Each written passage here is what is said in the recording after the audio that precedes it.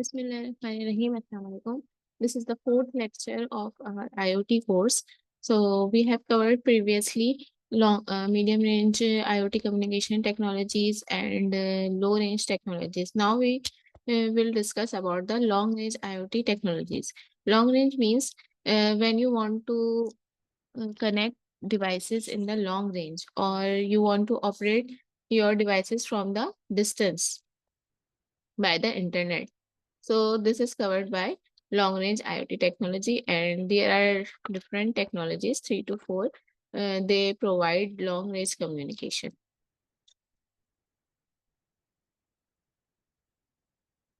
First of all, we had 2G and GPRS. In the mobile, we have the system 2G technology, GPRS technology, and then we move towards the 3G and 4G. और जब भी ये 3G and 4G install होते तो हर mobile companies का add आ रहा होता था कि आप हमारी सिम लें तो हम आपको 4G प्रोवाइड करेंगे, 3G प्रोवाइड करेंगे। तो उससे पहले जो हमें लॉन्ग रेंज कम्युनिकेशन प्रोवाइड की वो 2G ने की, and as compare 3G 4G उसके हवाले से रेंज जो है इनकी चेंज होती गई। So we talk about 2G, it is a technology of second generation, follows time division multiple access. Spectrum होता है, स्पेक्ट्रम के अंदर डिवीजन होती है, टाइम डिवीजन होती है, फ्रीक्वेंसी डिवीजन होती है। हो सकता है आप लोगों ने ये पहले पढ़ा भी हो।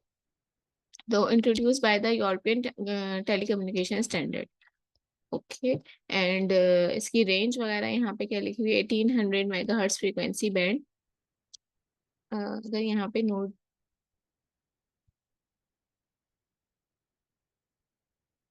अच्छा, it describe a digital circuit switch network, एक switch network था for full duplex voice telephony, and later on it started packet data transfer। अच्छा, packet data transportation में और full duplex के अंदर क्या डिफरेंस होता है, ये सर्किट के अंदर क्या डिफरेंस होता है। सर्किट स्विच के अंदर क्या आपका एक स्विच नेटवर्क कंप्लीट हो रहा है, वहां से 1 by 1 आपके पास पैकेट्स डेटा ट्रांसफर हो रहे हैं। इसको हम जो है स्विच सर्किट स्विच बोलते हैं या पैकेट डेटा ट्रांसफर बोलते हैं। यानी जब आपके पास जो डाटा जाएगा वो पैकेट्स की सूरत में जाएगा, एक पैकेट रिसीव होगा, दूसरा पैकेट रिसीव होगा, थर्ड पैकेट, इस तरह से लाइन बाय लाइन आपका डाटा पैकेट्स की सूरत में ट्रांसफर हो रहा होगा। यहाँ पे हमारे पास इसकी सब पावर कंजप्शन वगैरह के बारे में नहीं लिखा हुआ, लेकिन डाटा ट्रांसफर रेट और अच्छा फ्रीक्वेंसी बैंड ऊपर बता दिया गया है, तो वो यहाँ इस कॉलम के अंदर आ जाएगा। रेंज इसकी तकरीबन क्या थी, 5 किलोमीटर तक। आप अगर 2G या GPRS यूज करते हैं तो आप अपनी डिवाइसेस को एक्सेस कर सकते हैं। Then LTE standard for long term evolution, it is the latest technology for wireless mobile communication. ये भी क्या थी, वायरलेस कम्युनिकेशन टेक्नोलॉजी है। User demand for high speed and quality of services, अगर आप यूजर जो है उसको हाई स्पीड चाहिए, क्वालिटी ऑफ सर्विस ज्यादा अच्छी चाहिए, बैंडविड्थ अच्छी चाहिए, तो उसके लिए वो LTE यूज करते हैं। Its goals are to apply new DSP techniques and redesign a network architecture into simplest form which makes it enable to reduce data transfer latency. Latency का मतलब क्या होता है, डाटा के ट्रांसफर के अंदर डिले आता है, ये उसको रिड्यूस करता था सिस्टम, इसके अंदर डिले कम आता था। यानी एक ऐसा नहीं है कि एक पैकेट ट्रांसफर हुआ उसके बाद जो है वो कुछ मिनट्स का डिले आ गया, उसके बाद दूसरा पैकेट ट्रांसफर हो रहा था। जैसे आपकी यूट्यूब की वीडियो है, समटाइम्स ऐसा होता है आपका डाटा अच्छा नहीं चल रहा होता, या कह लेंगे आपका नेटवर्क अच्छा नहीं होता, तो आपको थोड़ी सी वीडियो प्ले होती है, उसके बाद रुक जाती है, फिर लोड होती है, फिर प्ले होती है। लेकिन यूजर क्या चाहता है, यूजर की क्या डिमांड है कि डाटा कंटिन्यूअसली उसको मिलता रहे। तो ये पैकेट्स के अंदर डिले होता है, जो आपको एक मैसेज रिसीव हुआ या वीडियो का एक क्लिप रन हुआ, फिर रुक गया, फिर दूसरा क्लिप रन हुआ, फिर रुक गया। जब भी अगर आप देखें ना कि आपके पास नेटवर्क में कोई इशू हो रहा है, जिन लोग के घर डिवाइसेस लगी हुई होती हैं, केबल नेट होता है, तो आप अपने अगर केबल ऑपरेटर को कहते हैं कि हमारे पास डाटा ओ सॉरी नेट सही नहीं चल रहा, वीडियो सही नहीं चल रही, वो जब उसको सही करते हैं या उसको चेक करते हैं तो यूट्यूब की वीडियो को प्ले करके देखते हैं। उससे होता क्या है कि उनको फौरन से पता चलता है, डिस्प्ले आ रहा होता है कि थोड़ी वीडियो रन हो रही है, अटक के रन हो रही है, या जो है कंटिन्यूअसली वीडियो रन हो रही है, तो उससे उनको पैकेट की डाटा ट्रांसमिशन का पता चल रहा होता है। इस develop to support frequency division multiplication, इसके अंदर फ्रीक्वेंसी डिवीजन मल्टीप्लिकेशन हुई है। अभी मैं थोड़ा सा खोल के आपको ये टाइम डिवीजन और फ्रीक्वेंसी डिवीजन का स्पेक्ट्रम दिखा देती हूँ, उससे आप जो है थोड़ा, अगर आपने पहले पढ़ा था और अब रिवाइज करना चाह रहे हैं तो आपका रिवीजन भी हो जाएगा। It covers the spectrum range from 1.4 megahertz to 20 megahertz. It provides only 5 millisecond transfer delay. इसके अंदर ट्रांसफर डिले था वो 5 मिलीसेकंड, मतलब सेकंड से भी कम का ट्रांसफर डिले था। तो इतने में यूजर को पता नहीं चला, इतनी देर में वो एक क्लिप देखता है तो इतने देर में दूसरा क्लिप वहां तक पहुंच जाता है और वीडियो कंटिन्यूअसली रन होती है। इसकी जो डाटा रेंज है वो 300 मेगाबिट्स पर सेकेंड है। अच्छा, जो रेफरेंस लिखा हुआ है, इस रेफरेंस का मतलब क्या है कि ये पैराग्राफ यहाँ से लिया गया है और उसके अंदर मजीद डिटेल भी होगी। और इसके अंदर मैं साथ साथ ये बातें क्यों बता रही हूँ कि अब आप लोग इस फेस में हैं कि आपको रिपोर्टिंग भी करनी है। कोई प्रोजेक्ट बनाएंगे तो उसकी रिपोर्ट बनानी होगी, फाइनल ईयर में प्रोजेक्ट बनाएंगे उसकी रिपोर्ट बनानी होगी, एब्स्ट्रैक्ट लिखना होगा, और डाटा जो है डिफरेंट आपको वेबसाइट से या रिसर्च पेपर से लिखना होगा। अभी जो लाइन हाईलाइट हुई हुई है इसका क्या मतलब है कि जहां से डाटा लिया है एग्जैक्टली वहां पे भी इन्हीं वर्डिंग्स में ही लाइन लिखी हुई है। ये सारी लाइन हाईलाइट नहीं हुई है। इसका क्या मतलब है कि जहां से डाटा लिया गया है वहां ये सारी बातें तो हैं, लेकिन मैंने इनको यहाँ अपनी वर्डिंग में कन्वर्ट करके लिखा है।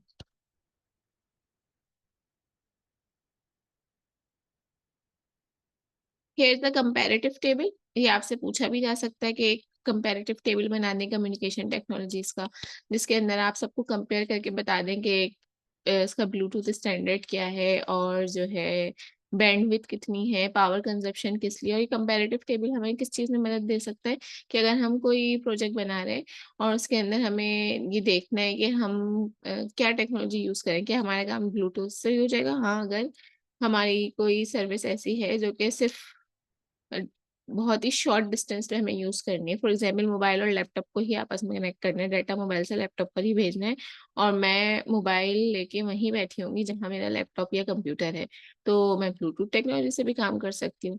लेकिन रेंज थोड़ी सी ज्यादा है, एक ही रूम के अंदर है लेकिन एक ऑफिस का मतलब दूसरे टेबल पे मौजूद है और दूसरा दूसरे टेबल के ऊपर मौजूद है, तो कह लेंगे हमें थोड़ी सी ज्यादा रेंज चाहिए तो हम जिगबी यूज कर सकते हैं, वाईफाई यूज कर सकते हैं। वाईफाई की रेंज इतनी है कि आप सिर्फ एक रूम में नहीं बल्कि एक ही फ्लोर के ऊपर डिफरेंट रूम्स के अंदर भी डाटा ट्रांसफर कर सकते हैं। फॉर एग्जाम्पल आप नादरा के ऑफिस की बात कर लें या किसी और ऑफिस की बात कर लें जिसके अंदर जो है पब्लिक डीलिंग हो रही है, कोई आता है और वहां पे अक्सर ऐसे नहीं ना, हम जाते हैं डिफरेंट काउंटर्स बने हुए होते हैं, पहले एक काउंटर के ऊपर फॉर्म फिल करते हैं, वो बोलते हैं ठीक है हमने आपका डाटा आगे सेंड कर दिया, अब आप काउंटर नंबर 3 पे चले जाएं या काउंटर नंबर 4 पे चले जाएं, वहाँ आपके फिंगरप्रिंट्स पहले ही मौजूद होते हैं, वो आपको प्रिंट करके दे दे। तो ये सब चीजें देखना पड़ता है कि आप की जो नीड है वो कितनी रेंज पे है।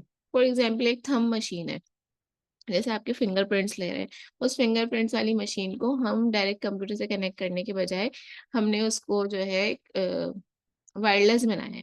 अब वायरलेस तो हमने बना दिया लेकिन कम्युनिकेशन टेक्नोलॉजी हम कौन सी यूज करना चाह रहे हैं कि अगर हमें डाटा उसी टेबल पे रखे हुए पर्सन को सेंड करना है तो मैं इसके अंदर ब्लूटूथ टेक्नोलॉजी भी यूज कर सकती हूँ, और उससे ज्यादा तो जो कम स्टैंडर्ड में है वो जिगबी है, हम वो यूज कर सकते हैं। फिर हमारे पास हो जा GPRS 2G, वो यूज कर सकते हैं। लेकिन मुझे वो जो फिंगरप्रिंट्स उस डिवाइस से लिए हैं, हो सकता है हम काउंटर पे नहीं ले रहे बल्कि हम एक और काउंटर है वहां पे सिर्फ फिंगरप्रिंट्स दे रहे हैं और उसको सेंड कर रहे हैं किसी काउंटर नंबर 2 के ऊपर, जहाँ पे जो है आपकी तस्वीर भी ली जाएगी, जहाँ पे आपका फॉर्म भी फिल करवाया जाएगा। वहाँ वो फिंगर रश की वजह से हमने क्या किया, काम को डिवाइड कर लिया, एक ही जगह पे रश ना हो तो दूसरी जगह पे हमने वो डाटा रिसीव किया और जहाँ पे जाके आपका फाइनली फॉर्म प्रिंट होना है वहाँ वो डाटा आपके नाम के साथ सेंड कर दिया। और नादरा की एप्लीकेशन जो अभी तक कोई लोग गए हो NIC बनाने, पासपोर्ट बनाने या किसी भी काम के लिए, बहुत सारे कामों के लिए हम नादरा के ऑफिस जाते हैं, तो ये बहुत ज्यादा बेस्ट एग्जाम्पल है। अगर आपने वहाँ विजिट किया हुआ है तो आपको बहुत अच्छी तरह ये समझ में आएगी। यहाँ पे इस कंपैरिजन चार्ट में रेंज भी दी हुई है, स्पेक्ट्रम भी बताया गया है, चैनल बैंडविड्थ भी है, और ये सारी चीजें मौजूद हैं। इससे पहले कि हम अपना इश्यूज एंड कंस्ट्रेंट्स डिस्कस करेंगे कम्युनिकेशन टेक्नोलॉजी में क्या इश्यूज है, मैं ज़रा फ्रीक्वेंसी स्पेक्ट्रम और टाइम डिवीजन मल्टीप्लिकेशन स्पेक्ट्रम जो है ये दोनों आपको दिखा दूं कि इनसे क्या मकसद है। FDD फ्रीक्वेंसी डिवीजन ड्यूप्लेक्स और टाइम डिवीजन ड्यूप्लेक्स।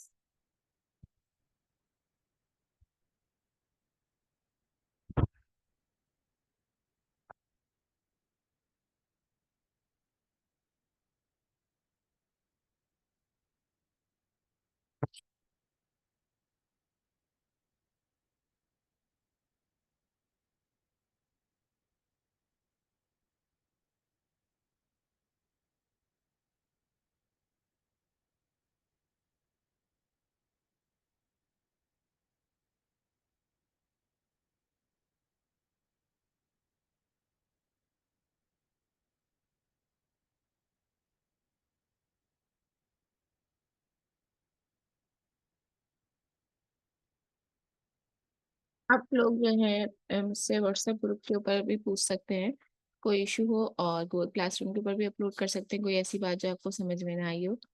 अच्छा जी, टाइम डिवीजन मल्टीप्लिकेशन हम इस वेबसाइट को ही ओपन कर लें तो ज़्यादा सही हमें नजर आ जाएगा।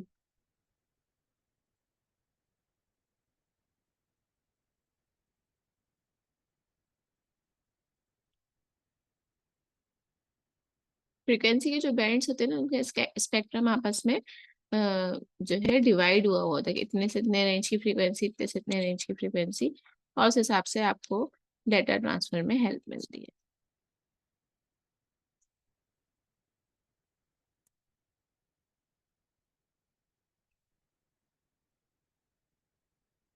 अच्छा जी, मल्टीप्लेक्सिंग भी होती है, फ्रीक्वेंसी डिवीजन मल्टीप्लेक्सिंग भी आ जाते हैं। पहले हम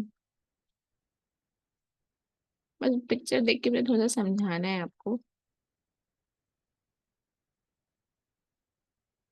टाइम डिवीजन मल्टीप्लेक्सिंग देख लेते हैं पहले। इसके अंदर क्या होता है, आपके पास मक्स लगा हुआ है, डिफरेंट डाटा आपके पास आ रहा है, S1 S2 से लेकर SN। ये होता है फ्रेम की सूरत में, ये जाता है, एक डाटा जा रहा है उसके अंदर ये सारे फ्रेम, एक फ्रेम जा रहा है उसके अंदर ये डाटा ट्रांसफर हो गया, दूसरा फ्रेम जा रहा है उसके अंदर डाटा ट्रांसफर हो गया। This happens when the data transmission rate of media is greater than that of the source. आपकी जो सोर्स है, डाटा ट्रांसमिशन रेट उससे ज्यादा है, तो क्या करेगा, each signal is allotted a definite amount of time. Her signal को एक डेफिनेट अमाउंट ऑफ टाइम दिया गया है, जैसे 3 सेकेंड, 2 सेकेंड या 2 मिली सेकेंड के, इसके अंदर वो अपना डाटा ट्रांसफर करते हैं। These slots are so small that all transmission appear to be parallel. अच्छा, बहुत छोटे छोटे स्लॉट्स हैं, तो ऐसा लगता है सब चीजें पैरेलली हमारे पास काम कर रही हैं, तो डाटा जल्दी जल्दी ट्रांसफर हो रहा है, लेकिन वो पैरेलली ट्रांसफर नहीं कर रही होती, बल्कि वो उसी तरह से सीरीज में एक वन बाय वन डाटा हमारे पास आ रहा होता है। हम टाइम डिवीजन पढ़ते हैं। In frequency division all the signals operate at the same time with different frequency. इसके अंदर क्या होता है, तमाम जो है सिग्नल एक ही टाइम पे ऑपरेट होते हैं, लेकिन फ्रीक्वेंसी डिफरेंट होती है। फ्रीक्वेंसी डिफरेंट होने का मतलब स्पीड थोड़ी सी डिफरेंट होती है, तो उससे वो डाटा आगे पीछे हो जाता है। But in time division multiplexing all the signals operate with the same frequency and different time. इसके अंदर क्या होता है, कुछ मिली सेकेंड्स का डिफरेंस होता है, लेकिन फ्रीक्वेंसी जो है सेम होती है, तो सब एक ही स्पीड में और एक ही रफ्तार में आगे बढ़ रहे होते हैं। पेज हैंग हो गया है।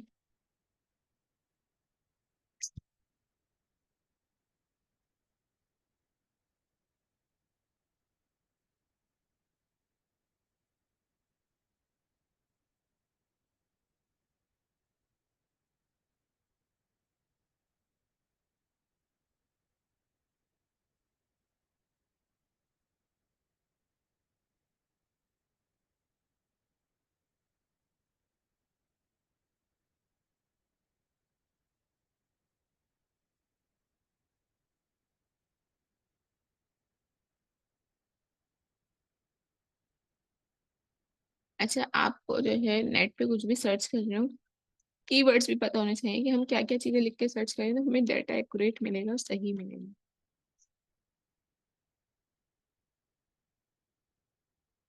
तो ये दोनों टेक्निक्स क्या हैं, ये दोनों टेक्निक्स यही है कि कम्युनिकेशन जो सिग्नल होते हैं उनको सेंड करती है मल्टीपल डिवाइसेस के ऊपर। TDM assigns each device a specific time slot. TDM क्या करती है, हर डिवाइस को, फॉर एग्जांपल आपने जो आईओटी का स्मार्ट होम बनाया है उसके अंदर आपने 4 डिवाइसेस लगाई हैं, तो हर डिवाइस को ये टाइम स्लॉट देगी कि 2 मिली सेकेंड तुम्हारे पास है, 2 मिली सेकेंड तुम इसके अंदर अपना डाटा ट्रांसफर करो, इसके अंदर अपना डाटा ट्रांसफर करो, और मस्क के थ्रू वो डाटा वन बाय वन जो है आगे फॉरवर्ड होगा जहां हमें उसको सेंट्रलाइज करना है। एफडीएम में क्या होगा, ईच डिवाइस है यूनिक फ्रीक्वेंसी, यूनिक फ्रीक्वेंसी दी होगी, 3 hertz, 4 hertz, 20 hertz, making it suitable for analog signal, क्योंकि एफडीएम के अंदर हम एनालॉग सिग्नल्स रिसीव हो रहे हैं।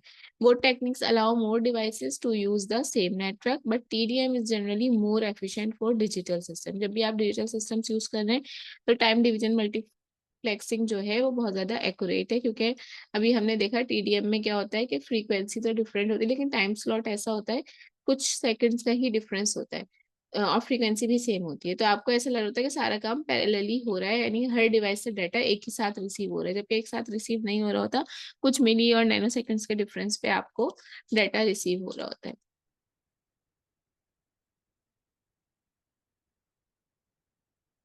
ये आप पढ़ लें, यहाँ पे आपके पास लिखा है वही चीज जो मैंने बोली है, तो अगर आप खुद पढ़ेंगे तो आपको ज्यादा जो है ना माइंड में बैठेगा। एक और रीडिंग क्या कहते हैं, रीडिंग टेक्निक ये है कि जब भी आपको कोई चीज याद करनी है, रट्टा नहीं मारना, याद करनी है, तो या मेमोराइज करनी है, तो आप उस चीज को ना थोड़ा ऐसे साउंड से पढ़ें कि आपके पढ़ने की आवाज आपके कानों में लगे। तो उससे क्या होता है कि वो चीज आपको याद होना शुरू होती है, आपको मेमोराइज होती है। लेकिन अगर आप ऐसे मुंह बंद कर बस उसको पढ़ रहे हैं या घूर रहे हैं, तो वो चीज कभी भी आपको याद नहीं होगी। लेकिन जो चीज आपने पढ़ी है इस तरह से आवाज से पढ़ी है कि आपके कानों में उसकी आवाज जा रही है, तो वो चीज बगैर रट्टा लगाए भी आपको मेमोराइज हो जाएगी। ये टीडीएम था। आई होप आपने यहाँ से यहाँ तक का पैराग्राफ रीच कर लिया होगा। अब ये है एफडीएम, अब आप इसको भी पढ़ लें, बल्कि आप डायरेक्टली ये पढ़ें। TDM versus FDM in IoT. IoT के अंदर टीडीएम और एफडीएम का क्या किरदार है? Signal type digital and analog दोनों यूज होती है टीडीएम के अंदर। एफडीएम के अंदर जो है मोस्टली एनालॉग डाटा के ऊपर जब हम काम कर रहे होंगे तो फ्रीक्वेंसी डिवीजन मल्टीप्लेक्सिंग पे जाएंगे। Channel sharing divides the channel by time. इसके अंदर चैनल जो है टाइम के थ्रू डिवाइड होते हैं। चैनल्स मतलब हर डिवाइस का अलग अलग channel. Divide the channel bye frequency. Lower interference है और high risk of interference. TDM में क्या है? इंटरफेरेंस यानी किसी और डिवाइस का डाटा आ जाना, अटैक्स और ये सब चीजें, इनमें थोड़ा लो है। और इसमें हाई रिस्क ऑफ इंटरफेरेंस है, इसलिए जब हम आईओटी की बात करते हैं तो हम टीडीएम पे जाते हैं। Efficiency, more efficient for digital data streams और less efficient for data streams. Implementation, simpler circuitry for digital system requires filters to separate। अब आपने सेपरेट फिल्टर्स पढ़े होंगे ना, कि इस फ्रीक्वेंसी से फ्रीक्वेंसी का बैंड है, इस फ्रीक्वेंसी इसमें ये सिग्नल्स पास हो, इसमें ये सिग्नल्स पास हो। तो एफडीएम के अंदर डाटा ट्रांसफर करवाने के लिए हमें यहाँ पे क्या भी देना पड़ेगा, साथ साथ आपको फिल्टर्स भी यूज करने पड़ जाएंगे। जबकि टीडीएम के अंदर सिंपल जो है सर्किटरी ऐसी होगी जो कि टाइम डिवीजन मल्टीप्लेक्सिंग करके आपका डाटा रिसीव करेगी और आपको एक सेंट्रल पॉइंट पे आप सारा डाटा दे देगी। चलिए हम वापस अपने एक्चुअल डॉक्यूमेंट की तरफ आते हैं जहां से हम पढ़ रहे थे।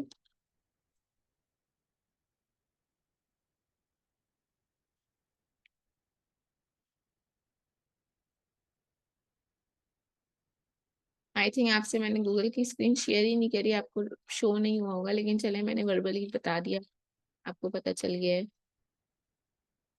अभी इस लेक्चर के एंड में दोबारा स्क्रीन शो करके थोड़ा सा दिखा दूंगी।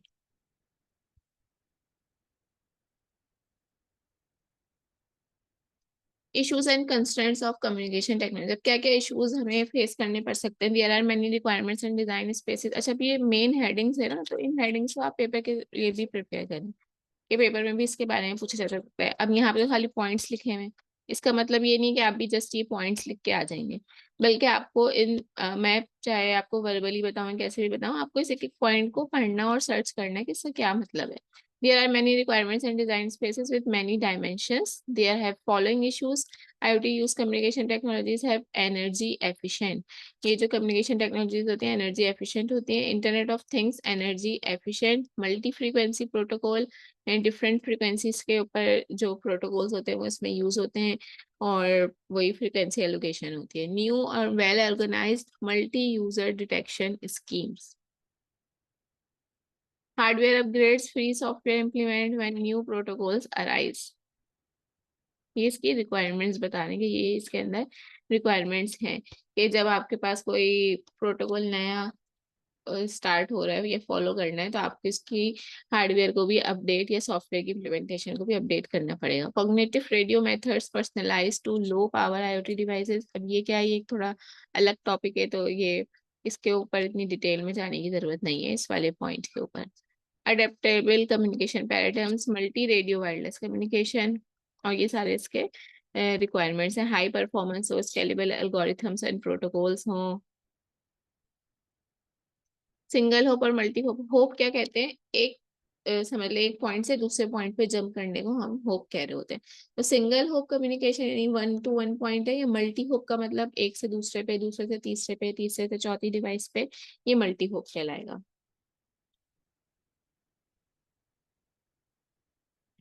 Topologies issues due to unwanted change. अब नेटवर्क डिजाइन हुआ है, टोपोलॉजी डिजाइन हुई है, आपने पढ़ी होंगी ना, स्टार टोपोलॉजी, मैश टोपोलॉजी, जिस तरह से आपका नेटवर्क डिजाइन हुआ है। लेकिन अगर आपने नेटवर्क के अंदर कोई चेंजिंग करी है तो आपकी टोपोलॉजी भी चेंज हो जाएगी। स्टार से आप मल्टी होप पे चले गए, मैश पे चले गए, तो उस हिसाब से फिर आपको नेटवर्क को रीडिजाइन करना पड़ेगा। कवरेज स्पर्स, डेंस और redundant, delay in connectivity, continuous manners, ये अब यहाँ पे जो है ना इश्यूज स्टार्ट हो गए कि ये इश्यूज आ सकते हैं, टोपोलॉजी का चेंजिंग का इशू आ सकता है,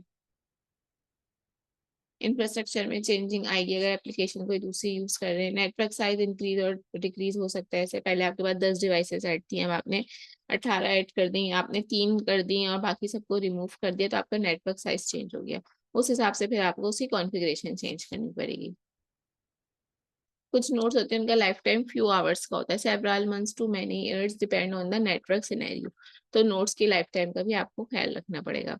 ब्रॉडकास्टिंग ऑफ मैसेज है, क्यूओएस मतलब क्वालिटी ऑफ सर्विस किस तरह की है। Due to above issues highlighted may require communication technologies required improvement in their QoS reliability scalability topology changes. ये सब जो है इम्प्रूवमेंट की जरूरत है इन सारी चीजों के अंदर। Multi hop connectivity, we need to adopt these technology which give maximum throughput and high in range. अच्छा, आपको करना क्या है, ये जो हमने इश्यूज डिस्कस किए ना यहाँ पे, इन इश्यूज को आपको थोड़ा सा डिटेल में देखना और स्टडी करना है, इसको आप अपना होमवर्क समझ लें।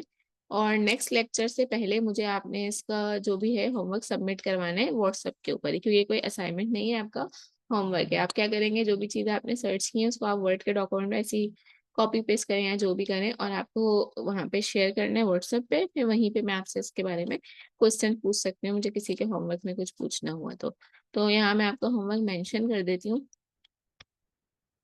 जब भी मैं होमवर्क का वर्ड यूज करूँगी तो इसका क्या मतलब है, वो चीज़ आपको अगर लाइव सेशन हो रहा है तो उसी वक्त देनी है, या फिर आपको जो है उस पे सबमिट करवानी है व्हाट्सएप के ऊपर। और जब असाइनमेंट का वर्ड यूज होगा तो असाइनमेंट गूगल क्लासरूम के ऊपर अपलोड होगा। होमवर्क है आपकी स्टडी के लिए कि आप इस टॉपिक को रिवाइज करने बैठे हैं और आपने इसके बारे में पढ़ा है।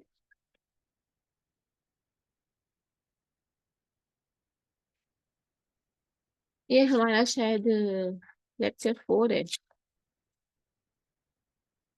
नंबर मुझे कम नहीं, इसलिए मैंने लिख दिया रिवाइज लेक्चर नोट्स, फिर अभी जब मैं अपलोड करूंगी तो नंबर देखूंगी। और study about issues in communication technologies of IoT. बस आप ये ध्यान में रखिएगा, जो भी होमवर्क और असाइनमेंट्स आपको दिए जा रहे हैं मोस्टली क्वेश्चंस उसके अंदर से ही बनेंगे पेपर में भी।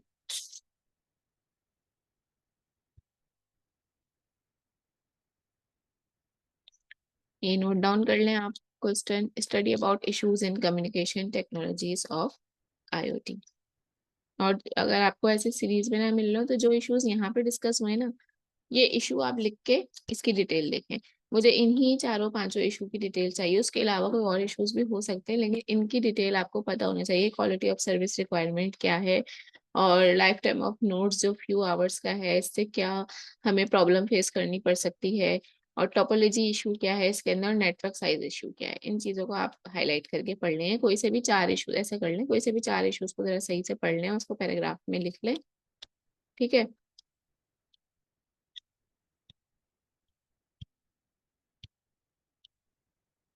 Now move forward, communication protocols.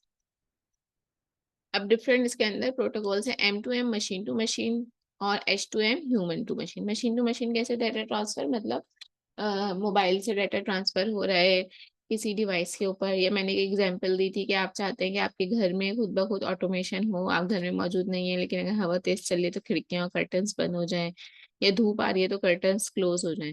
तो कर्टन्स के क्लोज करने के लिए जो सर्वो मोटर और मशीन और सेंसर लगा हुआ है वो आपको डाटा ट्रांसफर करेगी कि हमने ये काम कर दिया है नहीं कर दिया। आपको मोबाइल के ऊपर डाटा ट्रांसफर करेगी तो होगी machine to machine data transfer. Human to machine communication किस तरह से होगी कि ह्यूमन का कोई डाटा, ह्यूमन कुछ बोल रहा है और वो मशीन तक आवाज उसकी चली जाए, या जो है वो जो रिस्पॉन्स कर रहा है मशीन वो चीज कैप्चर कर ले, तो ह्यूमन टू मशीन कम्युनिकेशन हो गई। We will give a brief description of some protocols. और ये प्रोटोकॉल्स आपके पास आगे तक भी काम आते हैं, सिर्फ अंडर ग्रेजुएट लेवल में नहीं, बल्कि अगर आप ग्रेजुएट लेवल के ऊपर यानी मास्टर्स स्टडीज के अंदर जाएं तो उसके अंदर ये आईओटी और ये सारे स्टैंडर्ड्स जो हैं ये सब दोबारा से भी पढ़ाए जाएंगे। It stands for low power, ये इसकी फुल फॉर्म है। low power wireless personal area network. This phenomena begins with the idea that the internet protocol could and should be applied even to the smallest devices. के internet 6LoWPAN का मतलब है बहुत ही जो कोई स्मॉल डिवाइसेस के ऊपर भी आप इंटरनेट का प्रोटोकॉल अप्लाई कर सकते हैं। और इसीलिए 6LoWPAN क्योंकि कम बैटरी यूज कर सकता है, कम पावर यूज करता है, और रेंज इसके अभी देख लेते हैं इसके बारे में। So it made possible to low power and low processing devices to participate in IoT in this mesh network. जैसे मैश नेटवर्क पे काम करता है, every node has its own IPv6 to connect directly. अच्छे से करने क्या होता है, जो जितने भी नोड्स हैं यानी जितने भी आपने स्मॉलेस्ट डिवाइसेस आपस में कनेक्ट की हुई है, हर किसी को एक IP दी गई होगी with internet using open standard. These nodes require small amount of memory. इसकी स्मॉल अमाउंट ऑफ मेमोरी होती है, बहुत शॉर्ट टर्म डाटा ये अपने पास जो है स्टोर कर सकती है, और जो है इसकी प्रोसेसिंग पावर भी ज्यादा नहीं है। एक मिनट रुकिएगा।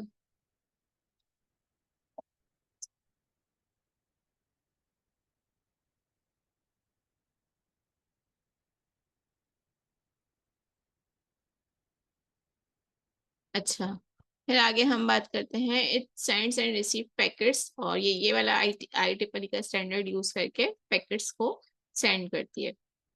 MQTT की बात करते हैं, stands for message queuing telemetry transport, ये इसका फुल फॉर्म है। MCQs बेस अगर पेपर आता है तो आपसे जो है इनके दोनों तीनों के प्रोटोकॉल्स के फुल फॉर्म भी पूछे जा सकते हैं। अच्छा, मुझसे एग्जाम के एंड में कोई नहीं बोलेगा टीचर पेपर में क्या आएगा, आप पेपर बता दें, क्योंकि मैं हर लेक्चर में उस लेक्चर के साथ साथ बता रही हूँ कि पेपर में क्या क्या आ सकता है।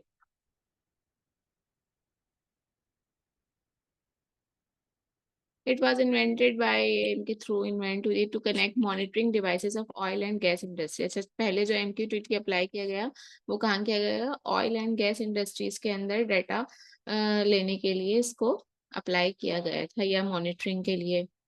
फिल्टर प्लांट्स वगैरह लगे हुए होते हैं उनकी मॉनिटरिंग के लिए।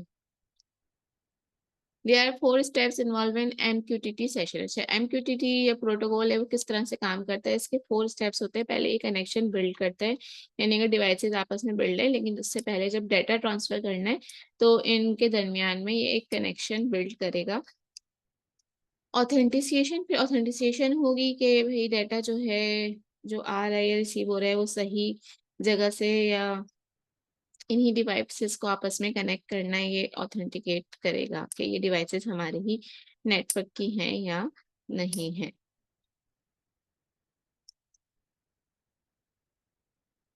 देन कम्युनिकेशन एंड टर्मिनेशन, जब डाटा आपस में कनेक्ट डिवाइसेस आपस में पहले कनेक्ट हो गई, फिर ऑथेंटिकेट हो गई, उसके बाद कम्युनिकेशन का प्रोसेस हुआ यानी पैकेट सेंड किए गए, और उसके बाद टर्मिनेशन का मैसेज आया है कि अब हमारी डाटा ट्रांसफरेशन खत्म हो गई है, तो अब इसको टर्मिनेट करना है। It is known as light weight because all messages transferred by using this protocol. ये एक लाइट वेट प्रोटोकॉल कहलाता है, तमाम मैसेजेस जो हैं इस प्रोटोकॉल को यूज करते हुए सेंड किए जाते हैं, और इसका एक स्मॉल कोड या फुटप्रिंट होता है जिसको हर पैकेट के साथ जो है फॉलो किया जाता है। फेसबुक ऑल्सो यूजेस, अच्छा जी, फेसबुक कौन सा प्रोटोकॉल यूज कर रही है, MQTT प्रोटोकॉल यूज कर रही है for messenger mobile app because it converts battery power and provides efficient delivery. अच्छा जी, जो इसका मैसेंजर है फेसबुक का, वो MQTT प्रोटोकॉल यूज कर रहा है ताकि वो लो कंजप्शन ऑफ पावर करे। तो हम जो भी प्रोजेक्ट या कोई भी एप्लीकेशन कुछ भी बनाते हैं, तो हमें साथ साथ ये भी देखना है कि हमारे स्टैंडर्ड्स क्या हैं,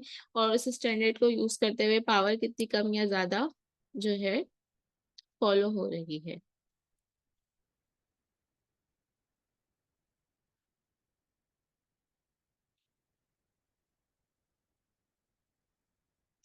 फिर MQTT के कुछ सिक्योरिटी इश्यूज बताएं, कैसे कुछ सिक्योरिटी इश्यूज भी हैं due to its lack of interoperability, but experts predict that it will play a vital role in IoT specially for resource monitoring. अगर हमें कहीं मॉनिटरिंग के लिए यूज करना है तो MQTT प्रोटोकॉल बेस्ट है इसको यूज करने के लिए। अच्छा, और ये आपने वायरलेस बॉडी एरिया नेटवर्क के बारे में पढ़ा होगा, डब्ल्यू बैन क्या चीज़ है, ये एक मेडिकल टेक्नोलॉजी के अंदर डब्ल्यू बैन बहुत ज्यादा यूज होता है, यानी ह्यूमन के ऊपर बॉडी एरिया नेटवर्क, ह्यूमन के साथ कुछ ऐसी डिवाइसेस इंप्लीमेंट कर दी जाएं जो कि डाटा प्रोवाइड करें। फॉर एग्जांपल कोई इंसान बहुत ज्यादा बीमार रहता है, उसका BP या शुगर डिस्टर्ब रहता है या उसकी हार्ट बीट डिस्टर्ब रहती है, तब कोई चिप उसके अंदर ऐसे इम्प्लांट कर दी जाए जो हर थोड़ी देर बाद किसी नर्स को, डॉक्टर को या एप्लीकेशन के ऊपर उसका डाटा उसको शो कर दे, और उस हिसाब से वो अपनी मेडिकेशन ले सके, या डॉक्टर को कंसल्ट करने की जरूरत है तो डॉक्टर को कंसल्ट कर ले। तो WBN का जो है हमारे पास ये काम है।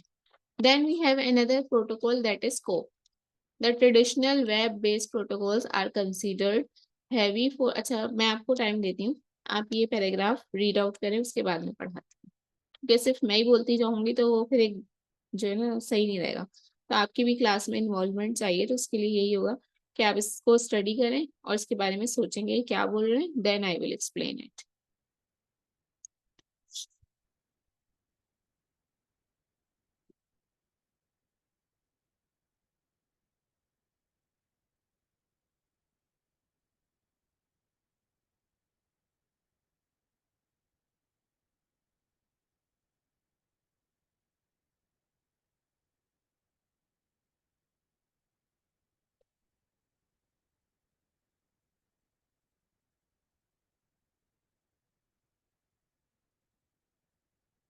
आई hope you have covered this paragraph. ज्यादा कोई टिपिकल बात नहीं है इसके अंदर लिखी हुई, बस ये ट्रेडिशनल वेब बेस्ड प्रोटोकॉल है, स्मॉल IoT डिवाइसेस के अंदर हम इसको यूज कर सकते हैं। IETF ने जो है इस पर्पस के लिए इसको डिजाइन किया है, और बैटरी ऑपरेटिंग डिवाइसेस के लिए गुड चॉइस है। UDP प्रोटोकॉल इसने यूज किया है। ये क्या करता है, लो पावर सेंसर्स को, एक्चुएटर्स को जो है इनेबल करता है वर्किंग करने के लिए। और इसका वर्किंग क्राइटेरिया कैसे, ऊपर वाले का वर्किंग क्राइटेरिया था कि पहले कनेक्टिविटी होगी, ऑथेंटिकेशन होगी, डाटा ट्रांसफर होगा, और उसके बाद जो है टर्मिनेशन होगी। ये किस तरह से काम करता है, use in home automation, define 4 types of messages, confirmable, non confirmable, acknowledgement and then reset. यानी एक मैसेज जो ट्रांसफर होगा उसके ये 4 स्टेप्स होंगे, फिर रीसेट हो जाएगा, फिर दूसरा मैसेज ट्रांसफर होगा। XMPP, Extensible Messaging and Presence Protocol, XAMPP, is used for making person-to-person communications natural by using XML text format like MQTT. It allows communication in the form of messaging. XAMPP का क्या काम है, communication करता है messaging in the form of messaging, voice and video calls and multi-party chats. कोई आपका ऐसा system है जिसके अंदर कॉल भी खुद ब खुद हो जाए, या कोई मैसेज मोबाइल पे खुद ट्रांसफर हो जाए, तो उसके लिए आप जैम्प प्रोटोकॉल यूज कर सकते हैं। तो ये हमारी कम्युनिकेशन टेक्नोलॉजीज थी, और साथ ही साथ ये हमारे पास क्या थे, उनके हमने इश्यूज डिस्कस किए, और हमने ये क्या है हमारे पास प्रोटोकॉल्स डिस्कस कर लिए IoT के। और ये सब जो है ना डॉक्यूमेंट IoT पार्ट 1 के नाम से जो है उसके अंदर ये सारा डाटा मौजूद है। इश्यूज के साथ साथ हमने रिक्वायरमेंट्स भी डिस्कस की, इसी पे इस एक हेडिंग के अंदर रिक्वायरमेंट्स है, ऊपर ये सारी रिक्वायरमेंट्स आ रही हैं, और यहाँ पे जो है आपके सारे इश्यूज आ रहे थे, टोपोलॉजी इशू, कवरेज स्पेस, और delay in connectivity, network size issue. नाम आपको सारे इश्यूज के पता होने चाहिए 5-6, लेकिन मैंने कहा है कोई भी 4 आप एक्सप्लेन कर दें एज अ होमवर्क, और जैसे ये वीडियो देखें और बस आप मुझको उसको व्हाट्सएप पे अपना होमवर्क शेयर कर दें। ओके, आई होप कि आज का लेक्चर अंडरस्टैंडेबल होगा आपके लिए, आपको सब चीज़ें समझ में आ गई होंगी। ठीक है, अल्लाह हाफिज।